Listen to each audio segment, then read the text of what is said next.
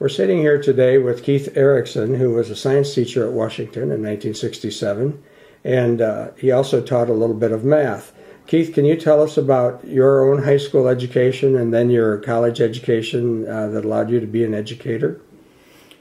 Well, I graduated from Washington High School in 1961, and I was interested in science primarily, and went to the University of Iowa and majored in chemistry and minored in physics, and also got a teaching certificate. And when I graduated, I was looking for a teaching position, and was offered a job at Cedar Rapids, Washington, which I readily accepted. I was extremely happy to return to the old high school, and I enjoyed that.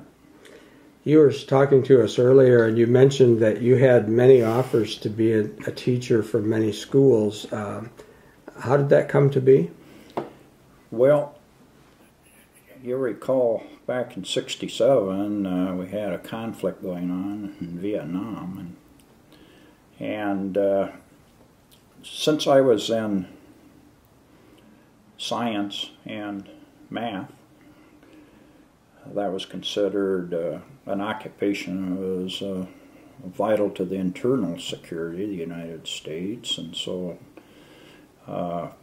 it was such that as long as the principal and the superintendent of schools give you a good review, you were allowed to pursue your profession and not worry about being drafted. And while I had no aversion to being drafted, I did enjoy teaching, and so that's what I did. I taught mathematics. I taught trigonometry, refresher arithmetic, analytical geometry, and as well as chemistry, which really was my first love. And when I got to the point where all I had was chemistry, I preferred that. But I enjoyed the math too, and enjoyed the math teachers and the science teachers I worked with closely. What activities did you get involved with outside the classroom while you were at Washington? Well, I was the sophomore wrestling coach, and I thoroughly enjoyed that. Dave Rosenberg was the head coach, and Bob Stevens was the assistant. And then when Bob left, Dave Cole became the assistant. So the three of us ran the wrestling program, and I was very proud of our boys. We went undefeated. The sophomores went undefeated for 2 years, and that was particularly satisfying. But I also sponsored the chess club at Washington, and I enjoyed that aspect of academia. What year did you leave Washington, and tell us about what you did after you left Wash? I taught at Washington for 4 years and then received a Science Foundation scholarship to return to school to get a master's degree, and I went to the University of Northern Iowa and received my master's in chemistry, and also a permanent professional teaching certificate. But I didn't return to teaching. You recall in April of 1970 we had the first Earth Day, and so I was very concerned about the environment, and I became the air pollution control officer for Lynn County, and I did that for the next 10 years. Did that position exist prior to that Earth Day in 1970, or was it something brand new to Lynn County? No, Lynn County had been involved in air pollution control, and actually, Lynn County Health came into existence in 1967. And before that, it was the City of Cedar Rapids Health Department. And a change at the state level allowed for the creation of county health departments. And so Cedar Rapids became Lynn County Health, Davenport became the Scott County Health Department, and so on. And the interesting thing is that when I was in high school, I worked for the health department, the Cedar Rapids Health Department. So I started at the very bottom. Huh. I was involved in what's known as vector control, controlling mosquitoes, flies, and wasps and other insects. And then, of course, if it rained, I couldn't spray for mosquitoes, so I changed tires on garbage trucks. Oh my. Or steam cleaned garbage trucks, or changed the pads on caterpillars. So wow, what I a started variety. at the bottom of the heap at the health department, and then eventually became the director of the health department. Yeah, so 10 years after becoming the air pollution control officer, you then became the director of public health. Right. What did that entail? What did it encompass? Who did you oversee? Well, the health department was involved in many different things. Of course, venereal diseases, the control of venereal diseases, communicable diseases, and we actually started a free clinic when I became director. But we're involved in all aspects of environmental health. So we had an air pollution control division, we had a restaurant inspection division, a housing inspection division, and we approved all wells and septic systems in the county. We inspected like 1,100 restaurants, grocery stores, bottling plants, food processing facilities. We were involved in radon mitigation, lead poisoning prevention for children.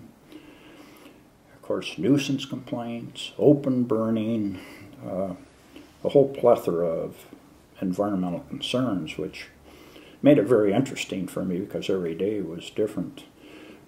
Virtually every fire, we'd be called out on to consult about how you handle particularly chemical fires, and so we worked closely with 17 different fire chiefs in Lynn County, worked with law enforcement, and of course city government as well as county government, and it was quite an experience. And I really enjoyed the science of public health, the mission of public health. I thought it was a very high calling, much like I felt teaching was also. And I thoroughly enjoyed my job and going to work every day, and particularly enjoyed the people that I worked with.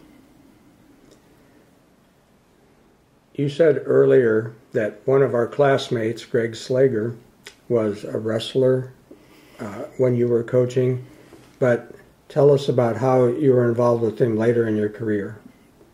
Well, Greg wrestled for Cedar Rapids, Washington. At one time, he was a heavyweight up there, and I can remember refereeing matches between him and Rick Jensen, and I remember in one particular tryout match they had, they went off the mat and Greg rammed Rick's head through the cement wall up there in the wrestling room. So these were knockdown, drag-out fights.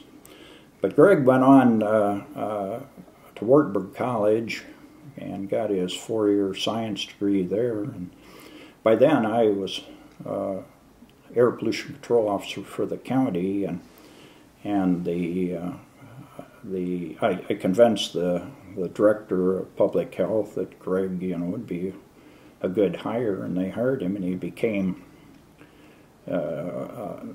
He worked for me in air pollution control, and then ultimately he became the air pollution control officer after I became the director of public health.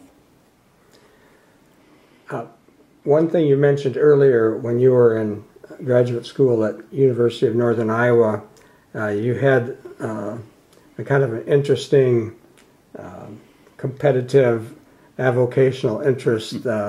Would you just mention that to our group here? Well, Greg and I played a lot of bridge, and we became the bridge champions of UNI. And then they discovered Greg, while a student at Wartburg, was not eligible to be in the championship for UNI, so he had to relinquish that. But I was also the chess champion for UNI when I was up there, and I enjoyed that.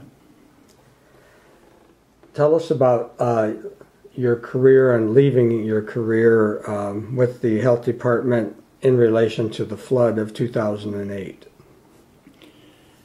Well, I'd been with the health department for 38 plus years, and I was working 16-hour days with the flood of '08, and very stressful.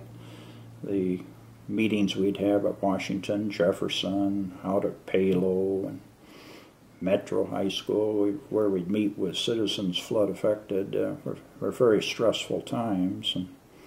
And then my doctor told me I had cancer, so at that point in time, after having spent 38 years with the health department, plus my teaching, I had more than 44 years credit for the Iowa retirement system, and I figured it was time to start spending more time with family and friends, and so I retired at the end of 2008.